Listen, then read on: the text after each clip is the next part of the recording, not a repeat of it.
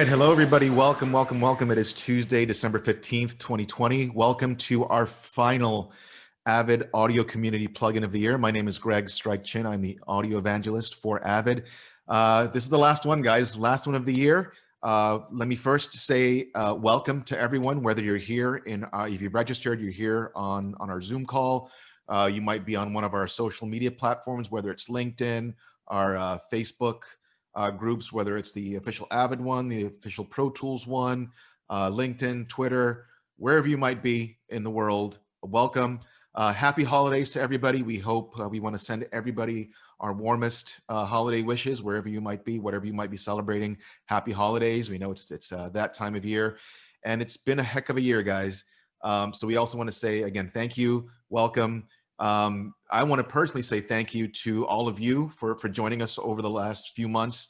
We wanted to make sure that we were able to stay engaged. Obviously, we couldn't safely get out there and engage with everyone, and whether it was a trade show or in a one-on-one demo somewhere. So I want to say thank you to the amazing field marketing team that's actually led by Claire Sayers here, who's been helping us put this together. But really, this whole thing is led by our amazing global pre-sale solution specialist team led by Gil Gowing, Dave Tyler, and Daniel Lovell, all of whom are with us today. I want to say thank you to the entire team for all of the hard work and effort that they put into creating these webinars, these sessions, to stay engaged and bring information and hear from all of you.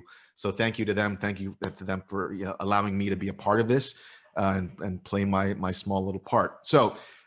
It's been a heck of a year, as mentioned, as you all clearly know. Hopefully 2021 will bring much better news and much better stuff with it. But we've actually had a pretty good year as far as audio, and we're very proud of all of the things we've been able to accomplish here, even with the pandemic and everything else this year here at Avid.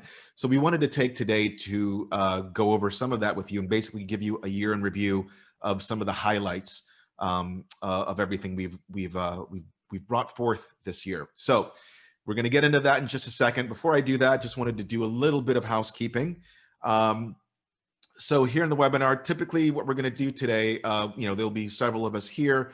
Each of us will be speaking individually. We'll all get together at the end to cover the Q&A together. So, you just want to make sure that you have the best possible view of what's going on. So some of the folks will be screen sharing and showing off some, Pro Tools screens and MTMs, that kind of stuff. So you want to make sure that you're focused on the right folks. So if one person is kind of speaking, you might want to go up and make sure that speaker view is enabled. But when we're all there together towards the end for the Q&A, you might want to make sure that gallery view is enabled. So you just click on the right-hand top corner and ensure that the correct view, whichever one you'd like to have, is selected. You can change that at any time.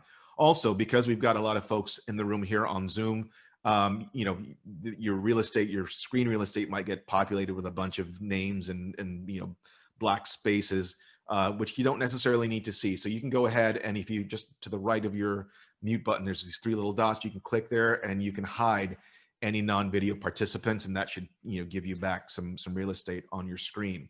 So as I mentioned, we do have the ability to get your questions answered. We'll do our very best to get to as many of them as possible. If you are registered, which we always recommend that you register for our sessions, because we've got a Q&A function built into the Zoom room. If you're here in Zoom and you have a question that you'd like to answer, we do have folks monitoring both here on Zoom and all of our social media platforms. You can ask your questions wherever they may be. We'll try and collate them and get as many of them answered as possible. If you're here in Zoom, we have a Q&A button. You can just click that, type your question, and we will make sure to get to them as quickly as possible. Some of these we'll answer directly. If you have questions, we've got folks monitoring, kind of behind the scenes, but some of these will also bring up live, to everyone so everyone can kind of hear and we'll get an answer. Again, we don't always get to all of them. We'll do our very best to get to as many of them as possible. And again, if you're on Twitter, Facebook,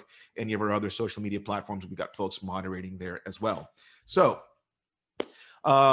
what are we doing today? Again, we're doing a year in review. I'm very honored to be joined by our three global solution specialist, pre-sales managers. So myself will be here. I'll be covering hardware. We've got Dave Tyler from the UK, Gil Gowing from here in the US, and Dan Lovell is joining us from Japan. So we are going to, each of us will take a little bit of a snippet of the year in review, and we're going to be going through software updates, audio post updates, EUCON updates, and then hardware, some of our released hardware that we've done this year.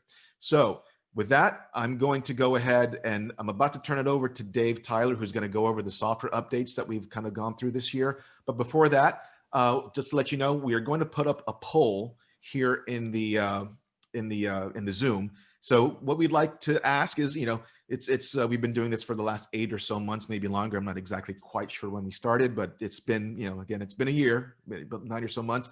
We'd like to know what you'd like to see in the future. So we're putting up a poll right now. Thank you, Claire. And we'll leave this up for a while, kind of throughout the Q&A. So you answer it at your leisure while you're focused on our speakers. But do let us know what you'd like to see more of from us in these webinars and these sessions in 2021. It's multiple choice, so feel free. And with that, I'd like to go ahead and turn it over to Mr. Dave Tyler, who's going to walk us through the year in review for audio software updates. Dave, over to you. Great, thank you very much, Greg. So what I'm going to be doing is, talking about the Pro Tools software releases from this past year. Dan's actually going to talk specifically about some more post-orientated features, but I'm going to talk about sort of generally what's been happening with Pro Tools. So the first thing I wanted to just talk about was the Avid Customer Association vote. So I don't know if you're aware of this. It's the 4th time we've done this. We let people, take a poll and basically ask people what they want to see in Pro Tools. And, we're not just paying lip service to this. Actually, we do use this, and it does fit into our product roadmap. So we take it very seriously. It's there for all of Avid's products. You can choose to fill in the bits which just relate to audio, or all of the other products that you use from Avid. So I'd really encourage you to take the time and go and vote in the ACA vote. It's very simple, avid.com/vote. So let's go back into the mist of time. I mean, that first release of Pro Tools this year was 2020.3. That feels like a lifetime ago. And the main feature there was folder tracks. So just kind of bring it back to that ACA vote. Actually, that was the sort of the #1 feature for a little while. So as I say, we are actually using that poll, the ACA poll, to inform our roadmap, and we knew that meant that folder tracks was really important for our customers.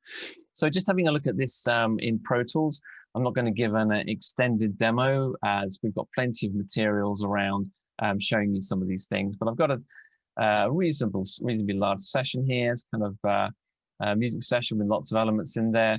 So I can use folder tracks for a couple of different ways. I can use them for organization. So for example, I've got my drums and my bass are just sort of tucked in here with these tracks, which just fold them out the way. It just means that whilst I'm not using them, when I don't need them, they could just be tucked out of the way.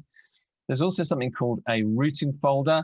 So this one here, electric guitars, it's a routing folder. It's a combination of a folder track for the organizational side, so that I can collapse that if I want to, but also retains the elements of an auxiliary submaster. So I'm actually routing tracks through here. So these 4 tracks here are actually being routed through that routing folder. So as I say, a number of different ways of using it. Now, folder tracks really come into their own when it comes to using surfaces. So Gil's going to delve into that in the later part of the session. So just going back to as we go through this year. So once we got 2020.3 out the door, the next release we had from Pro Tools was 2020.5. Now, we all who work for Avid, we go out there and we show Pro Tools releases, and we get a release out there. And if it's got lots of features in it, people will say, yeah, I don't want lots of features. I just want Pro Tools to be, to not crash and to be completely free of bugs. And then we bring out a release which is just bug fixes. People say, where's all the features gone? So, we can never quite get it right. So 2020.5 is one of those releases which is primarily about bug fixes.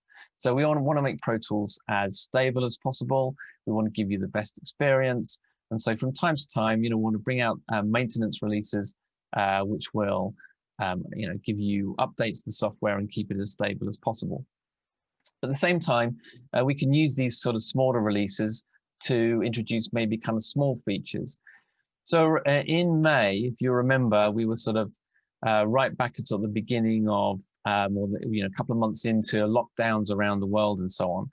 And so our industry changed drastically in that time, and people were moving to more remote workflows, trying to find different ways of working together. And one thing that people wanted to do was do more remote workflows using cloud-based storage, OneDrive, Dropbox, Google Drive. And so what we did was actually made some changes to Pro Tools to enable that to be a little bit more easier, so that people don't write over each other's sessions, or it preserves the temp files that Pro Tools created and so on. So again, it's a small feature, but actually was really important at that point. So from 2020.5, we go to 2020.9.1. Again, this is not a kind of huge feature release, so lots of bug fixes, but actually some quite sort of key features in there. So I want to talk about a couple of those. First of all, Ableton Link. So if you switch over to Pro Tools, so I've got this session running here. It's a, bring up that one. So it's a session. If I just play a little bit in there, there's one we've been using for our carbon demos, which I'll talk about in a moment.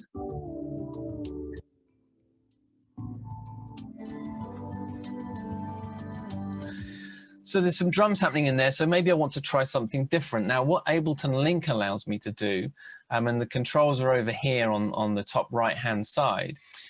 So what this enables me to do is to sync up Pro Tools with an Ableton Link enabled app.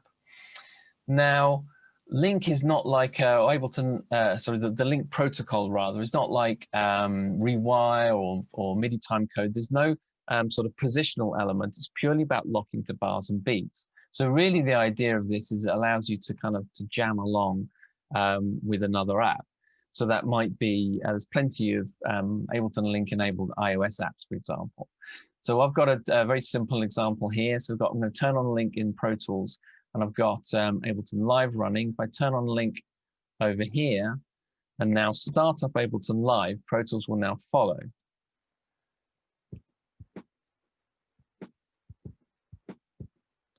Just move my zoom controls. Of course, they're always in the way. They're never there when you want them to be. So if I say Link open there, if I turn on the Link function here, so now if I press play in Pro Tools, then Ableton, you can see, joins in.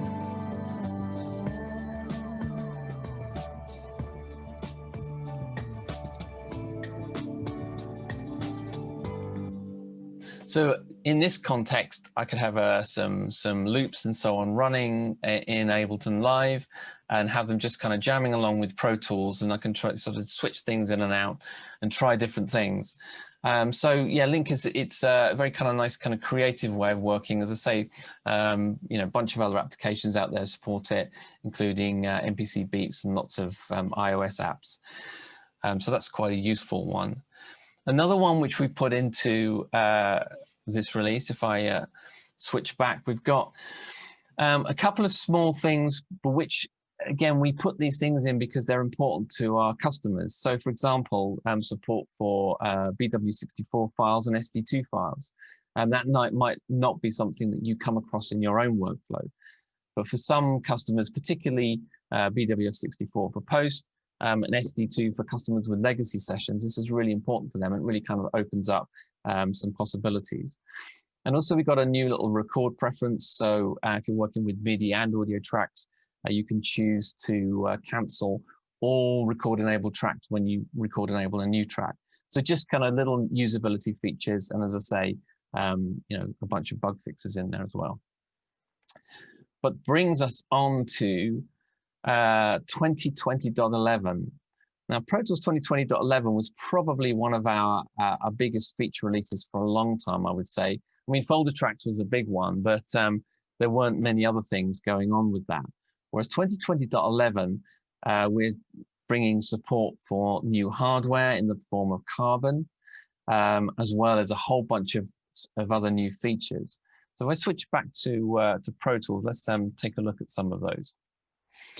So Greg is going to talk about Carbon in a little bit, but it's an important piece of hardware for us, and obviously that needs to be supported by the Pro Tools software. Specifically, we introduced something called the hybrid engine when we introduced Carbon. So the hybrid engine allows us to run our mixer in the native domain, but if we need a low latency path, then we can put our tracks into low latency mode and use the DSP chips on the Carbon unit itself. So if we have a look at this session here, I've got my lead vocal is in DSP mode. If I bring up one of these plugins here, that's in DSP mode. So these tracks are actually running on the Carbon hardware, and whilst the rest of the mixer is running on the native CPU. So obviously that takes, that's a very simple thing to do as a user. You just press a button and it works, which is amazing. But an awful lot of work went into Pro Tools to make that happen. So support for Carbon is a big part of the 2020.11 release. And to be honest, in other circumstances that would be might be the sort of the only thing in a certain release. But 2020.11, we've managed to cram quite a lot more in. The next one, which is the most obvious thing when you first launch Pro Tools, is the new dark theme. So dark theme just brings a slightly more modern, darker look. We've taken the opportunity to flatten some of the icons, as I say, give it a bit of a fresher look. We know that Pro Tools is used in dark rooms and studios, and so there's often been a request to make Pro Tools so it's not quite so bright in that environment. So that's what the purpose of dark theme is. And of course, if you for any reason want to turn dark theme off again, then it's really easy to switch back to the classic mode. And dark theme is something which we'll be tweaking. This was our kind of first round of making some fairly major changes to the UI. So we'll be tweaking dark mode a little bit based on user feedback. So I know lots of people have, on various forums and so on have given us feedback about dark theme. To be honest with you, though, the feedback is overwhelmingly positive, and I'll tell you from our group, who are those who go out and sort of demonstrate Pro Tools for a living. We're a cynical old bunch, been using Pro Tools for many years, but we're really excited about dark mode.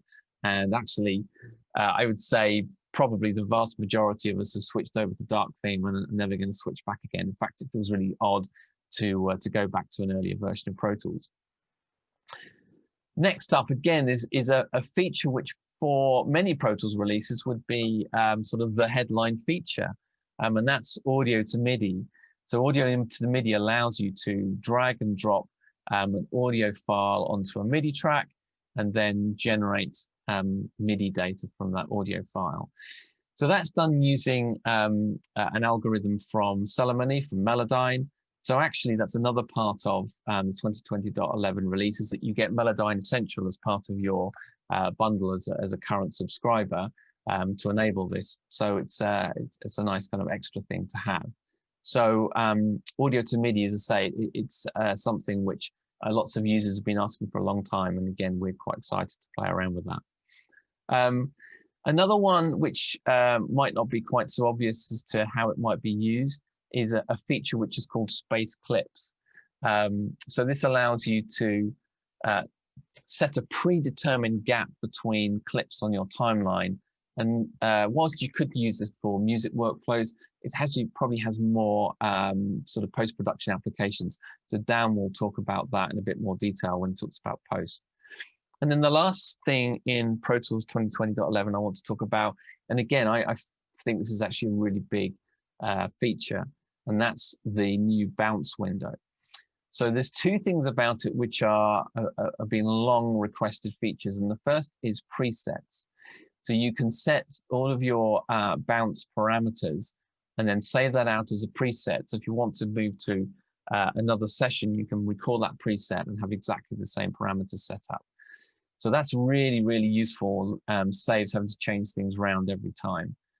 The other one, which I find extremely useful, is your location. So you can preset a destination either within the session folder, which is the default, or prompt for a new location each time, or to a specific directory. So you may have a sort of a finished bounce files folder, you might have a watch folder, any number of different workflows. So this really opens up a huge number of possibilities. So to switch back to the PowerPoint for a second. So as you can see in 2020.11, lots of new things, lots of new features, lots of stuff to show you. So where can you get all your information about these Pro Tools releases? So I wanted to point you to a few different places, and we're going to send these links out in the follow-up emails to this webinar. First up, though, is avidblogs.com. So Avidblogs is actually a really good place to get your information. We've got articles in there, not just from from ourselves. We've got articles from end users, from third parties, telling you all about different aspects of Pro Tools.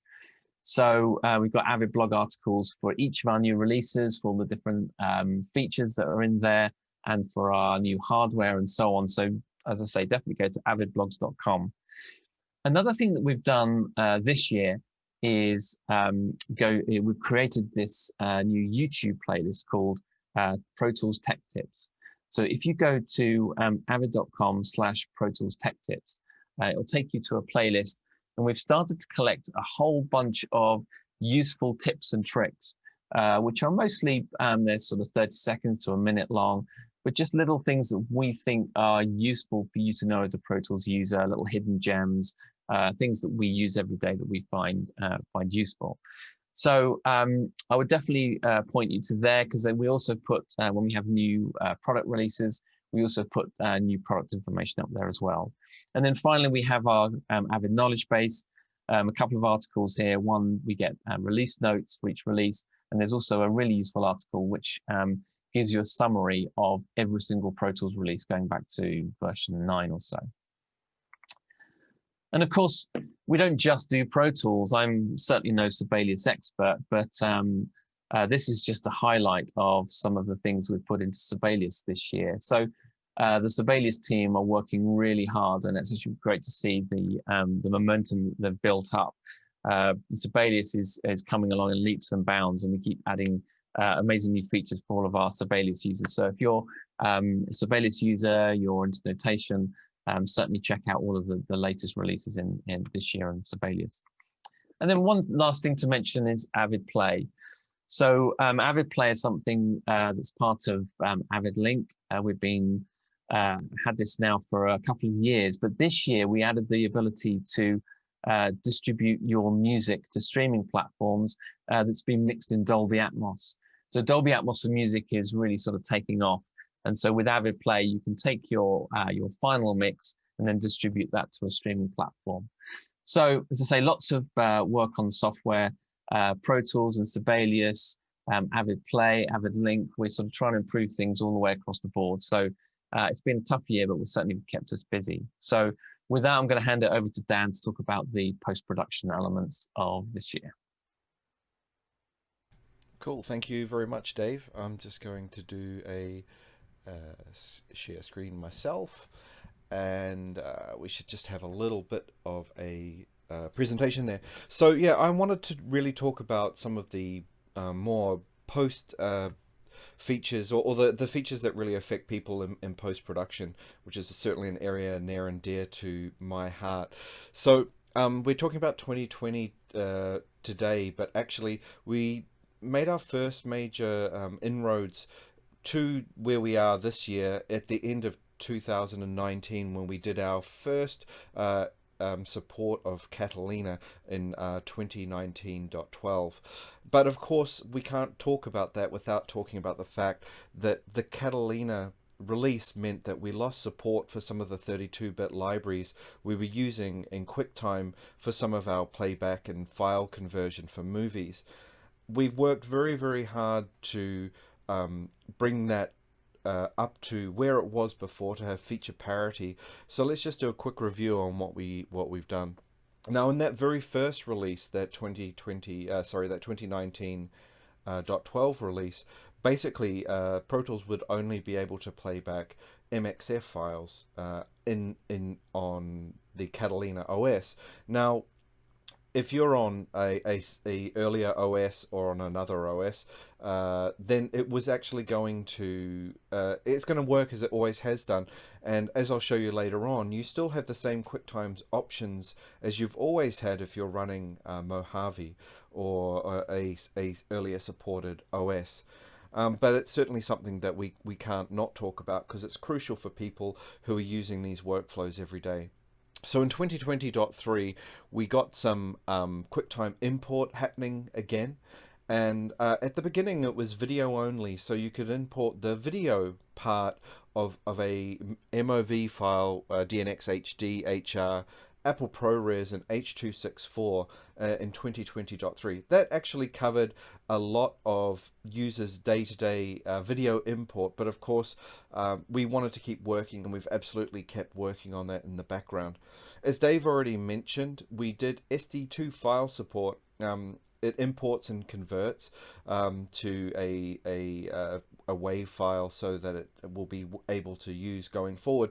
But interestingly for me, like Dave said, I had a lot of archival sessions that I actually didn't have much hope of ever opening again, because I didn't have a Pro Tools 10 system around that was the last one that could open SD2 files until this release. So I've actually been able to go back myself and open some sessions from the early and mid 2000s, which has been quite a nice surprise for myself, but I decided that I wouldn't make everyone suffer through my early and mid 90s singer-songwriter attempts.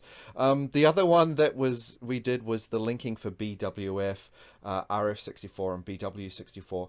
This is not necessarily going to affect everyone, but in some larger broadcast situations, these are file types that are being used. So simply that allows you to link to those files and import them into Pro Tools, because previously, although the audio part of those files was supported in Pro Tools, just because of some of the header data, it wasn't able to be imported. So we remedied that in 2020.9. As Dave also mentioned earlier, really 2020.11 is where a massive amount of work happened, and well, we saw the result of the massive amount of work all the teams have been working on throughout the year, and even before that. So master fader increase for Pro Tools Ultimate. A lot of discussions are about immersive audio and Dolby Atmos. And one of the things that came up is, because each of your beds and objects have their own outputs, many engineers wanted to have a master fader for their outputs so that they could put on a limiter just for a little bit of safety. So we actually increased the master fader count in Pro Tools Ultimate so that all of your objects in your beds can now have a master fader, so that you can put a limiter or whatever processing you want on that output if you need to. Space clips, we're going to have a quick look inside Pro Tools, but actually what this came from originally was discussions with people who are in gaming primarily, who are importing and exporting thousands and thousands of files in and out of Pro Tools all of the time, and they just wanted to be able to put a predetermined space between all of the clips. So we've introduced that into Pro Tools, and I'll show you quickly how that works. Another thing, which is just one of those small little features but can help so much, is there's now some AAF track mute information going between Pro Tools 2020.11 and Media Composer 2020.9 and newer. Simply to say, there could have been a chance in the past that your rough mix, or perhaps a music track that the editor didn't want you to actually mix, could have come over in the AAF, and you would have had no idea that that had been muted in the previous session or sequence between Pro Tools and Media Composer. So this is just a nice little feature that allows for that interoperability between Media Composer and Pro Tools, just to get that step better. This next one is going to be huge for anyone who's in post-production. For me, I primarily work on, outside of my Avid day job, I primarily work on television commercials, and I'm generally getting a lot of small QuickTime files, which I need the audio from for reference. So it's really important for my workflow and all of the people out there who've needed QuickTime to get this functionality back. So it means that we can import PCM or AAC audio from movie MOVs, and as well as an important update, which I'll show again, which has been a long time request, is to be able to import the audio from MXF OP1A files. Not everyone will be familiar with that terminology, but there is a file type used in broadcast scenarios a lot for things like XDCAM, XAVC, and so on. And they use a format called MXF OP1A. So Pro Tools actually allows you to import the video and all the audio tracks at once. And there is a new bounce window, which is really nice. It combines everything. We used to have everything was split between the sort of video output and the audio output, and now they're all in one place, which also has presets. We've got a Dolby Atmos ADM BWF export directly out of Pro Tools Ultimate, excuse me, with a connected renderer. We have a QuickTime export public beta. So rather than keeping on looking at a PowerPoint, I want to show you some of this in Pro Tools. So let me just zoom in here. I thought I'd very quickly show space clips. So here I've just got a file that I've just separated on the markers, on the grid here, and simply I can go to my space clips, and I can choose between bars and beats, minutes and seconds, time code, sample, whatever you want. But in this case, I'm just going to separate them by 1 beat. And as you can see, in one step, I've now been able to make the space between the files there. So again, it's just the kind of thing that if you're dealing with this kind of workflow every day, it just really speeds up what you're doing. So without further ado, let's probably get into what is a lot of people's concern, is how do I deal with QuickTime. So I'm just going to take this MP4 file here and drop it in, and here you will see a very welcome return to import audio from file. Until this 2020.11 release, if you were on Catalina, you would have had to somehow extract that audio in another application, or you would have had to ask the editor or someone to provide that as a WAV file directly. It seems again like a small thing, but for people doing this day in and day out, it's pretty huge. But what I thought I would do is import from the video import, which is what we recommend for MXF, is actually an XDCAM MXF. And I'm going to import the audio from this file. And when I push OK, it'll ask me where I want to put that audio. And as you can see, I now have all 16 tracks of audio that are embedded in that MXF file are now visible and able to be imported into Pro Tools. And actually, I used the folder track workflow in that I didn't want to dump all of these tracks into the middle of my session. So actually, when I imported this video, I selected my video basic folder and had that open. So when I imported that information, it was all imported neatly into this folder, so I can just close that and get that out of the way whenever I want to. So that's a great tip for folders. So let's talk a little bit about export. Now, I don't need all of these audio tracks, so I'm just going to get rid of these for the second. I'll just get them out of the session. So now I have this video clip. It's a very short video clip, just so I can do it quickly while we're here. I'm going to just pop this where there's something a little bit more interesting going on in my session. And let's say I've got my mix here. And I probably wouldn't be exporting this music with color bars, but there we go. What I'm going to do now is go to my bounce mix window. Now on this particular machine, I'm still running Mojave, so I've still got the bounce to QuickTime option. So if you're thinking about updating your OS or your computer, this actually gives you an option to try both ways so that you can see whether you're going to be able to do your job correctly. So I'm going to go to the new bounce mix window, and I'm actually going to use one of the presets. And these buttons up the top here allow you to make presets which save all of the information in these boxes in the bounce mix window. And what I've done, interestingly, is I've actually saved the location, which is going to a Dropbox watch folder. This is a really interesting way of doing it, because often we need to test our files, perhaps on an iPhone or an Apple TV. So I actually thought, well, it'd be quite cool if I saved a location, so when I do my output, whether it's music or in this case a very short video, it's going to go to a Dropbox folder which I can easily get to anywhere. So anyway, I'm going to bounce this out. I'm just using a stereo track, a stereo bus out of this session, and in here I have some choices about which codec I would like to transcode to, and that's an important part of this first iteration of this QuickTime export for a public beta. Is at the moment it's a transcode, so just bear that in mind, that it may take a little bit of time to export your file. I'm choosing H.264, and you can actually see I can change the bitrate directly inside Pro Tools.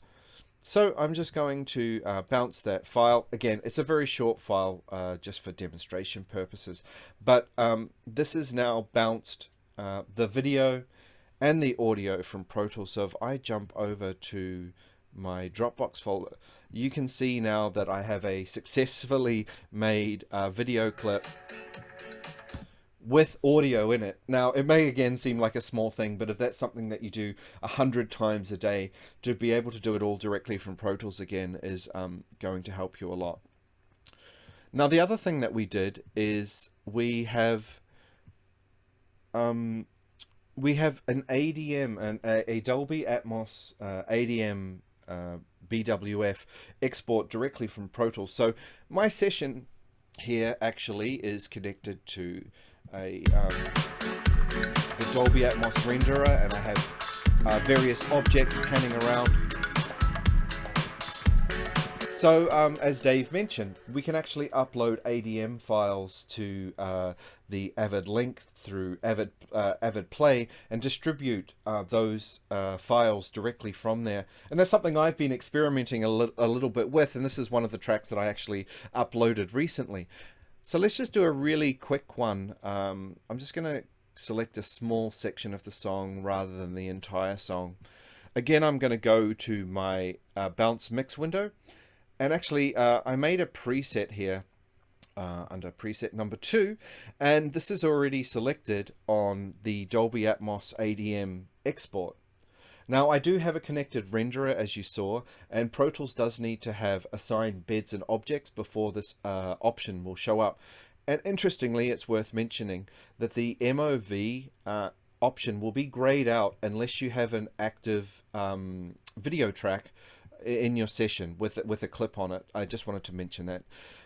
One thing that's a little bit new is, if you've used Pro Tools and Atmos before, you'll certainly be used to the idea of mapping objects, but because we're doing the export directly from Pro Tools, we also need to know where the beds are. So this is why there's this beds number. Now in this one, again, it's just a pretty simple music session that I created, but you can now assign beds. So if I click on the IO setup there, very simply my 712 bed is inputs 1 to 10, and so that information will now be exported with the ADM file so that any playback device will be able to understand what that is. Now in this case it's music, it's just one bed, but if you think about post-production, it could be a dialogue bed, a music bed, plus all your objects. So this information is quite important. So I'm going to bounce just that small selection there. So I'm doing an audio bounce as I would normally do, and that's making an audio render of the small selection that I've made, and then it's going to combine that into an ADM file, and I put this one in my bounce files folder. So there we can see that I've just made an ADM export for Dolby Atmos directly from Pro Tools. So again, there's lots of different ways of doing that. You could record it in the Dolby Atmos renderer, then do an ADM conversion there. But again, I think doing it from Pro Tools, while the conversion, the combining does take some time, it means you're all in one place and you're less likely to make an error when you're doing multiple exports. So I've probably gone a little bit longer than I intended, but there's a lot of good stuff in there, and the team is working really, really hard to get all of that QuickTime functionality that we once had. If you are desperately in need of that functionality, the Bounce to QuickTime option will still be there if you're running a supported OS. If you're on Catalina or newer, it will be the new Bounce Mix option. And within the links that Dave shared earlier, I highly recommend this knowledge base we have, which is Catalina, Pro Tools Catalina file support, which gives you a really deep look into all the files that are supported under the newer Apple OSs. So thanks very much for your time, and thank you here from Japan early in the morning. And with that, I will turn it over to Gil Gowing, who is going to talk about some of our Surface and control updates. So Gil, over to you. All right, thanks Dan, appreciate it. Give me a second here to share my screen, and there'll be a little bit of a crazy zoom tunnel. There we go. All right, so I am actually going to be talking about kind of where we've kind of what we did this past year in regards to EUCON and EUControl. I'm going to hide that real quick, get that out of the way.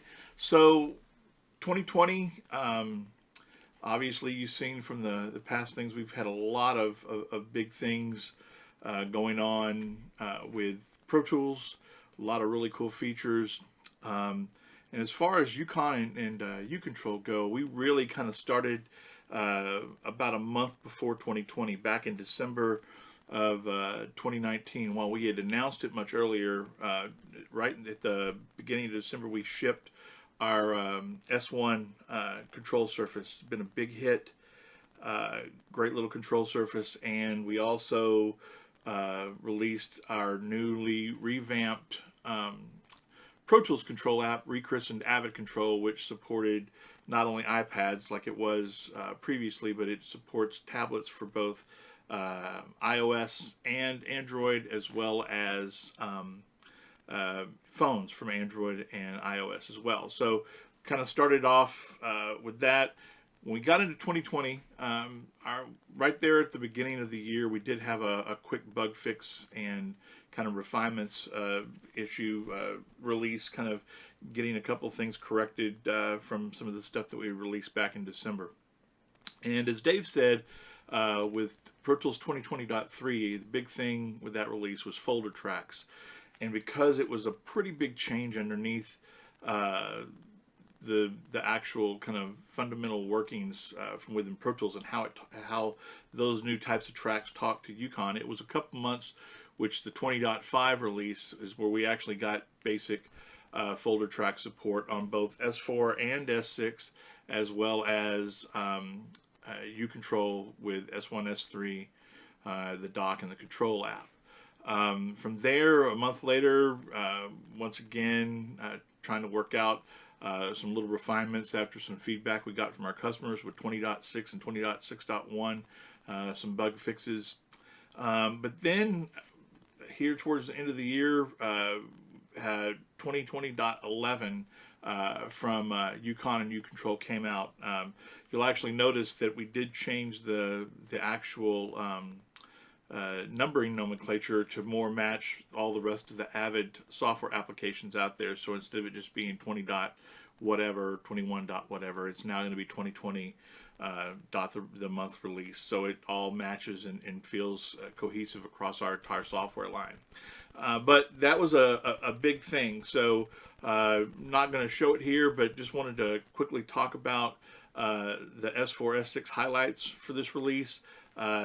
We have a new kind of master post display module view for PEC direct metering. So for those of you doing film mixing in post world, this is definitely a big thing.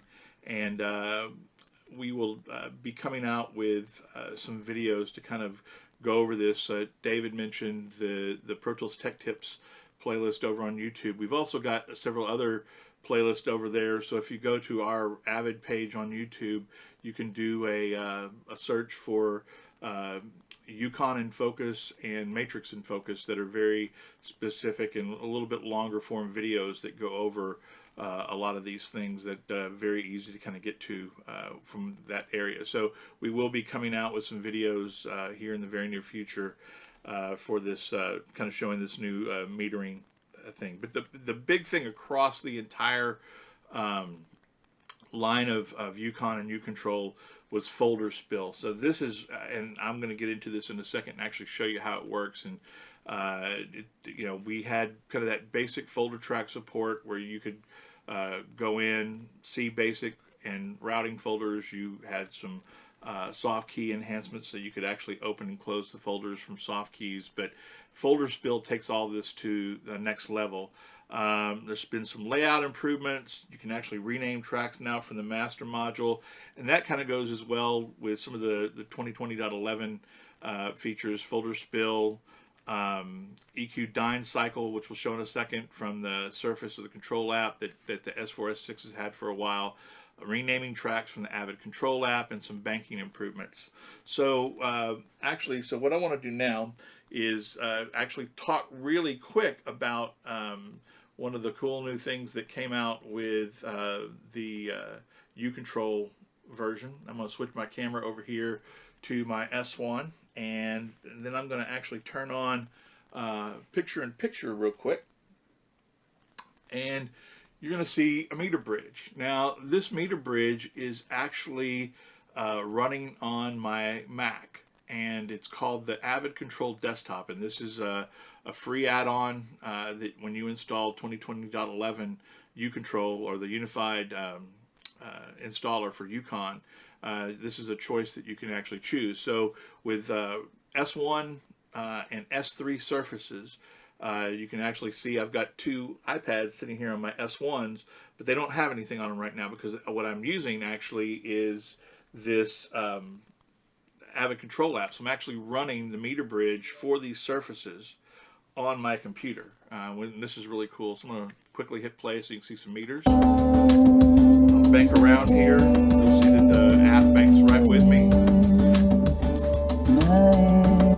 And this window is resizable. I mean, I've got it kind of actually full on. Let me zoom my camera out here real quick so you can actually see up there that actually this is running on my computer monitor. And what's really cool about this is you can resize this thing to kind of fit right over whatever how many ever S1s you have. It'll actually expand out and show the number of meters for how many ever faders you have. So you could have 32 meters shown with 32 channels of S1, and this gives S3 users a really cool way to have a meter bridge as well. There's preferences that you can come in and open up, and we can change the meter height, so we can actually view more things, like we can see both we can see pan, EQ, and dynamics widgets in the metering view. We can change it's just like the meter functionality on the surfaces. So really cool thing to be able to do that. So give me 2 seconds here, and we're gonna actually take that off for a second, and then we're gonna add our iPads back to our S1s, and they can come up here, and let's go ahead and turn that off. So like I said, the big thing with the 2020.11 release, especially for S1, was folder spill. And I'm going to go ahead and close all these folders here real quick, and there we go. And so what's really cool about this, instead of just opening and closing a folder and it opening and closing what's going on in Pro Tools, The folder spill. In fact, let me go ahead and bring my Pro Tools window back up. So with opening and closing the folders, let's say I select this drums folder here, and I've got open and close selected on my user 4 key. If I open that, you'll see that it opens up the folder on the surface, and it opens up and it closes this folder on the surface and closes it in Pro Tools. So it does both of those things and kind of gives you that. But one really cool thing about what VCA's kind of brought to the table was being able to just spill out a set of tracks as part of that group of tracks onto the surface and not really do anything on the actual Pro Tools app. So what's really cool about this is I can just double press now the select button, and that will spill out the tracks on the surface and just see those particular tracks for those drums. If we go back over here to our UControl preferences, I actually right now have the synchronized folder state with spill on. I can turn that off, and we'll go back over here, and let's close that back up. And you can quickly close the folders by hitting both nudge buttons on your S1. It's not going to close what's in Pro Tools right now. So there we go, close that back up. There we go. And now I can open up the bass, and you can see now it's not doing anything in Pro Tools. Not only can you close that from the nudge buttons, but if you have a dock, you've got a little soft key over here that's blinking that you can close that up, or you can close it up if you are having the folder be attention to the track. So folder spill, this also works with S4 and S6 as well. So a lot of really cool workflows you can do with folder spill there. Another really cool thing with this release as well is long-standing requests to be able to actually rename tracks from Avid Control or the master module on the S4, S6, and it's on Avid Control. It's real simple. Let's close down our window here, and all I got to do is just double tap on a name, and you can see right there it brings up a rename dialog with a soft key keyboard. I can rename whatever tracks I want to right there quickly and simply. Let's open all those tracks again, and then one more thing I want to show is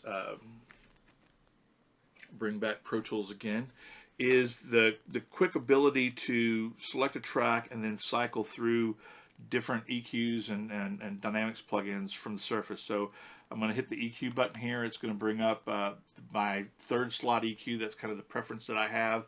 But instead of now having to go through and with a mouse select, I can, if I've got multiple EQs or multiple dynamics, I just press and it cycles through all the ones on that track. And the same thing with dynamics. We come over here on this track, we switch to dynamics, and so now there's the Dyne 3 expander gate, there's the dynamics on the Plugin Alliance BX console in, and then back to the Avid channel strip. So we can put that away by hitting pan. So a lot of really cool enhancements that we've done this year, especially around UControl with S1 and the Avid Control app. This year has been a really challenging time for everybody. A lot of people needing to move from working in bigger studios or whatever, moving to work at home, and it was really, a lot of people have really kind of drawn attention to the S1 and being able to put together very powerful mixing systems in a spare bedroom during this time. And that it's, with all these features now, it really kind of brings a lot of people that might have been working in bigger studios on our bigger S4s and S6s. You get a lot of that kind of functionality now in a much more smaller, compact situation. So, we've definitely got more stuff planned. We'll be coming out with things as we move into 2021. Lot to look forward to there. So kind of saving the best for last, I want to now thank everybody, but I want to turn it over to Greg, and I want to let him kind of talk about some of our hardware releases that we've had over this past year. So Greg, thank you. Thank you so much, Gil, and also thank you to Dave and Dan for their contributions here today. So a lot of stuff happening. Obviously, guys, we're right at the top of the hour, but we're going to actually go a little longer. I want to make sure we get through. I'll go through the hardware stuff really quickly. We do have some questions that we wanted to answer live. We've got a very passionate user base, and we're very grateful for that. So we want to make sure we get to some of that. And also, we've gone ahead and closed the poll. I will give the results of that here in a minute. So before we do that, let me just go right into kind of a very quick overview of our hardware releases this year. So back in January at NAMM, when we were still able to go out and do things live and in person, we introduced our brand new, at the time, HDX Thunderbolt 3 systems. These are chassis that have been co-designed with our partner Sonnet. Sonnet is really well known for building very robust, very strong, and great chassis for professional use. So we partnered with them to create some chassis that are they're available in both desktop and rack mount availability, and these are for our customers who are utilizing some of the newer, specifically some of the newer Macs, and in some cases PCs that run on Thunderbolt 3. So again, these are obviously all Thunderbolt 3 connected. They're available bundled or standalone. So there are two different versions of the chassis. So there is a rack mount version, which you can actually house both an HDX, a single HDX card, and a Mac Mini. So kind of a very all-inclusive, kind of a turnkey system if you're an HDX user, and makes it very easy. Then we have the desktop version, which houses an HDX, a single HDX card. So again, these are available bundled or standalone. You can see here, I've kind of got the list of what the bundles look like. So we've got Matrix Studio bundles as well as HD Omnis, a bundle available both in desktop and rack versions. Again, very powerful, makes things very easy. Depending on how you'd like to leverage them, whether desktop or underneath your system or in a rack type situation. Following that, we introduced our Matrix Studio. Whoops, let me go back here one. And the Matrix Studio we've created in partnership with DAD. So if you're familiar with the Matrix itself, we partnered with DAD there. We took it a step further and wanted to create something for different types of usage. So we've got an all-in-one monitoring solution. This is a single rack unit, works with both HDX and HD native. So you've got an 18x22 analog, 64 Dante interface, 16x16 ADAT included as well. So this is all connected, all connectable via this single interface. We've also got built-in speaker tuning. So obviously, if you're familiar with Matrix, if you wanted to have speaker tuning, there's an SPQ card that you can add. Matrix is very flexible that way. We actually wanted to take that SPQ functionality and build it and have it directly already in Matrix Studio. So that is available there, and of course it's Atmos enabled, with enough I/O to be able to mix and monitor Dolby Atmos. This has been out, we announced it back in January. It's been available, pretty much since right after the announcement, and yeah, we're very proud of that. We certainly see a lot of usage of the Matrix Studio over the past year. We're very excited about that. Certainly, probably the biggest hardware release of the year. We've been making a lot of noise recently. Last month, we introduced Pro Tools Carbon. So Carbon is a very big deal for us. I mean, everything we do here is a pretty big deal for us. You heard Dave, saw Dave talk a little bit about the hybrid engine earlier in Pro Tools. The hybrid engine was really kind of created around and for Pro Tools Carbon. So Pro Tools Carbon, it's a brand new type of audio interface. It's what we call a hybrid audio production system. It's an AVB-based audio interface. So you're using Ethernet to be able to connect to your computer to be able to have that information, audio information, travel back and forth between the unit and Pro Tools or your computer. So what it does, it basically is combining the best of kind of both worlds. So you're taking HDX DSP acceleration along with the native CPU and combining them in a very meaningful way. Really gives you the ability to mix and record using AAX DSP plugins with just near zero latency monitoring. We're really excited about it. It sounds amazing as well. You can see here, you're looking at the front of the unit. So just really quickly, some of what's included on the unit. So you've got every kind of, basically almost every kind of input and output you might need. So you've got 8 transparent mic pre's, 2 instrument inputs right there on the front. You've got 4 headphone outputs, and these are all, those 4 headphone outputs are controllable all in Pro Tools, and you can actually assign those to different cue mixes. So you can see there's a lot of other stuff happening there. You've got obviously the AVB connection. You've got ADAT optical connectivity there, as well as word clock. Really amazing piece of kit that we've introduced. We're very happy about it. I have one here in the studio. I've been using it in my own music production. And one other thing I wanted to mention is all the plugins that you get with Carbon. So with Carbon, we've partnered with a bunch of some of our really great partners, our third-party developers, to include some really amazing plugins. Now, all the plugins, obviously, Carbon also ships with Pro Tools. A couple different ways you can use that. If you have a current subscription, you can actually use the license that comes with Carbon to extend your subscription, whether it's Pro Tools or Pro Tools Ultimate, or of course you can start a brand new license, and you're getting over 115 AAX plugins included. So you're getting everything from Avid included, and you're also getting a really nice mix of AAX native and DSP plugins. You can see here, you've got everything. You've got some really great Brainworks, console and Rock Rack Master Desk, obviously all AAX, make DSP 6050 Ultimate Channel Strip also as AAX DSP, and you've got some really cool instruments and reverbs. Some other interesting things like the Embody Immerse Virtual Studio, which allows you to use headphones, your select phones, to put yourself in a virtual space. To kind of mix there, which also, by the way, currently is native only, will be coming to us as a DSP plugin very, very soon. So if you already have that plugin and you want to leverage it via DSP, you'll be able to do that soon. So lots of great stuff happening there.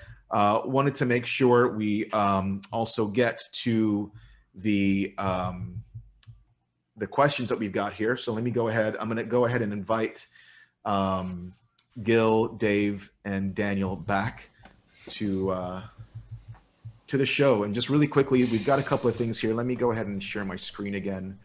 Let me just get over here to the Q&A section. 1 minute.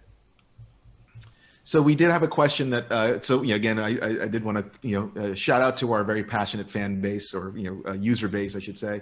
A lot of great questions have been coming in. There is one question that I wanted to make sure I throw out here while I go ahead and get the Q&A slide up. This user wanted to hear comments regarding the Apple M1 Big Sur plan and expectations for 2021. Anyone want to comment on that specifically?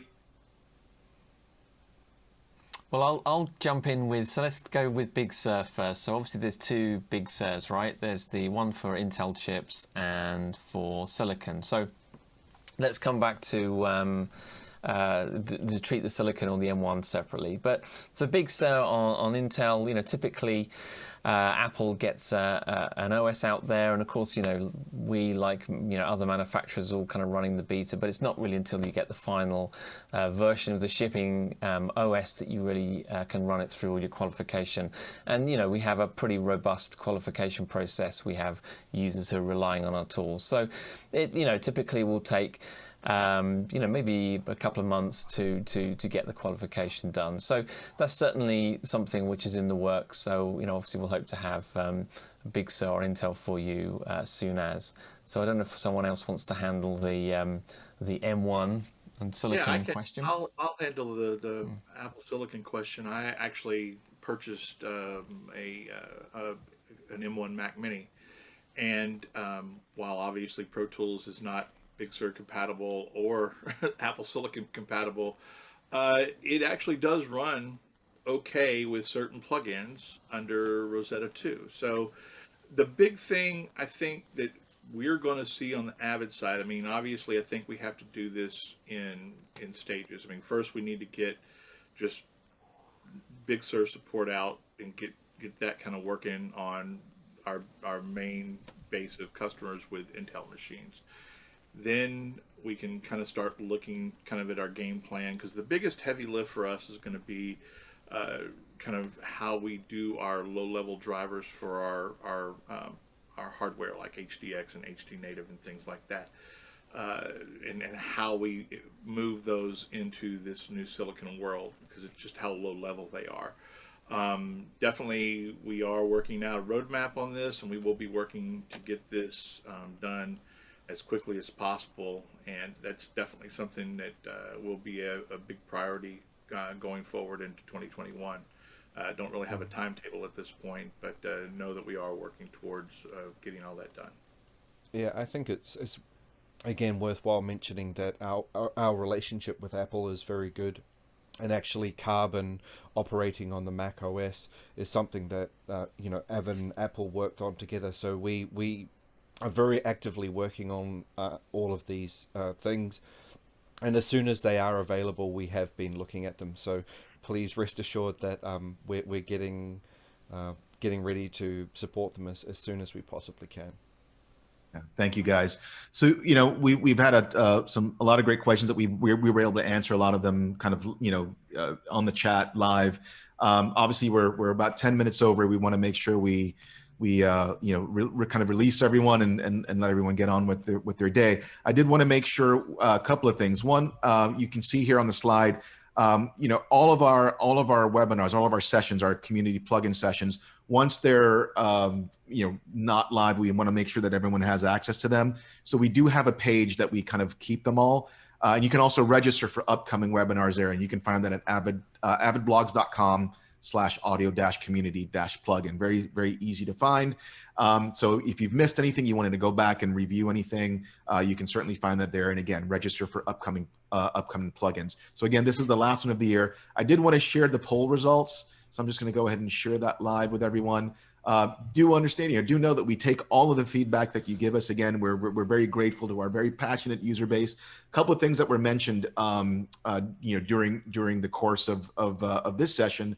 Someone was talking about types of the demos and types of the sessions that we're doing. We want to make sure that we're addressing as many folks as possible. So I think one of the unique things about working at Avid is the fact that we've got such an amazing user base.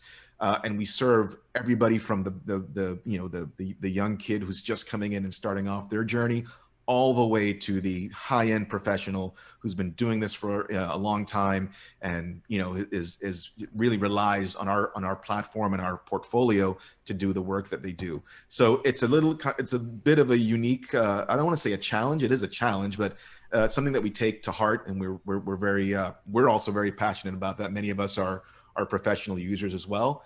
So we try to address everyone as much as we can. One of the things we're certainly focused on for 2021 is ensuring that we are going to do as much more of that in a way that's meaningful to as many of you as possible. So whether it's a 101 demo where I'm kind of gonna, maybe myself or Gaurav or someone else might be diving in and showing music workflow kind of out of the box, or someone like Jeff Komar, Gil, or Dave, or Dan, or anyone might be showing off some of our deep diving on some of our feature sets or our workflows. We're going to do our very best to bring what each and every one of you need. It's a kind of a big lift. Again, we have a really immense user and customer base, and again, we're very grateful and thankful to all of you. We'll do our very best. So we're taking all the feedback. I did want to also just really quickly go back to something that Dave mentioned at the top of his presentation about the ACA. So I know that someone had mentioned, they kind of prefer using the duck, and that's perfectly great. We love the duck. It's kind of a forum that exists. It is pretty much user run, although it's kind of under the house of Avid in a sense. But the ACA is and the vote really gives us a very kind of a frontline look at what you all are requesting. So while of course please keep the conversation and the passionate fire burning on the DUC, please do also make sure you're leveraging the ACA vote, because we're looking at all of it. It is tough to get to everything, but we are definitely listening. And I assure you that over the course of the next year and moving on, you're going to see a lot of really great things continue to come from us.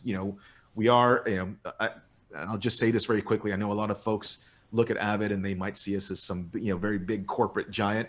We're very proud. We have a very, very, very passionate group of users here as well, from our product guys, our engineers, our team of really great men, women, young folks, older folks. I mean, across the board. to our teams that most of you will engage with on a day-to-day basis, our pre-sales team, myself. Just like you, we're users. So we're doing our very best to, again, address as much as we possibly can. And it is a unique challenge. But with that, I will kind of end there. We're at 15 past and we do actually need to wrap. I've shared the poll results. We'll go back and take a look at that in our meeting and again, address how we move forward for 2021. Again, want to say thank you to the entire team, Dave, Gil, Daniel, Jeff, Claire, Simon, Oscar, everybody. I mean, I'm forgetting folks, but there's a large group back here kind of holding this up. Thank you to you guys. Most importantly, thank you to all of you, our viewers, users, our customers, for sticking with us, for supporting us, for using our tools. Thank you for the continuing feedback. Happy holidays to everybody. Please stay safe. We cannot wait to get back out there and be with you as much as possible in person. We will continue this kind of engagement because we think this is a really great, easy, not necessarily easy, but certainly an efficient way to be able to spend time with you without necessarily having to jump on the plane. Okay, so happy holidays, whatever you might be celebrating. Please stay safe, and we'll see you in 2021. Take care, everybody. Thank you. Cheers. Thank you. Thank